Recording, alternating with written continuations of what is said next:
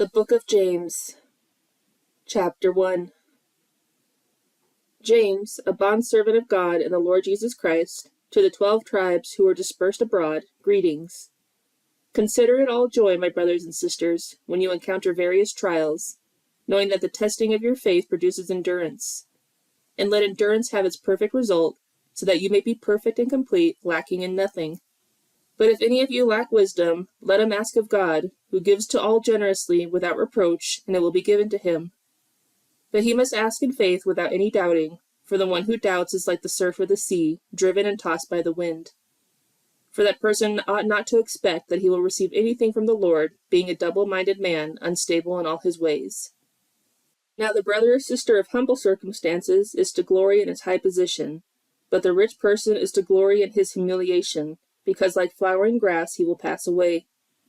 For the sun rises with its scorching heat and withers the grass, and its flowers falls off, and the beauty of its appearance is destroyed.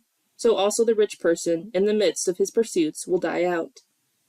Blessed is a man who perseveres under trial, for once he has been approved, he will receive the crown of life which the Lord has promised to those who love him.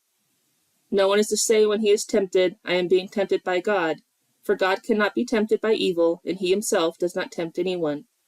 But each one is tempted when he is carried away and enticed by his own lust. Then when lust has conceived, it gives birth to sin, and sin, when it has run its course, brings forth death. Do not be deceived, my beloved brothers and sisters. Every good thing given and every perfect gift is from above, coming down from the Father of lights, with whom there is no variation or shifting shadow. And the exercise of his will, he gave us birth by the word of truth, so that we would be a kind of first fruits among his creatures. You know this, my beloved brothers and sisters. Now everyone must be quick to hear, slow to speak, and slow to anger, for a man's anger does not bring about the righteousness of God. Therefore, ridding yourselves of all filthiness and all that remains of wickedness, in humility receive the word implanted, which is able to save your souls. But prove yourselves doers of the word, and not just hearers who deceive themselves.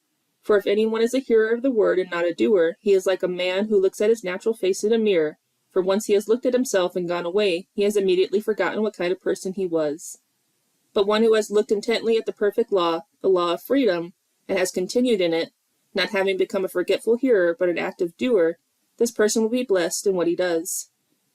If anyone thinks himself to be religious, yet does not bridle his tongue but deceives his own heart, this person's religion is worthless.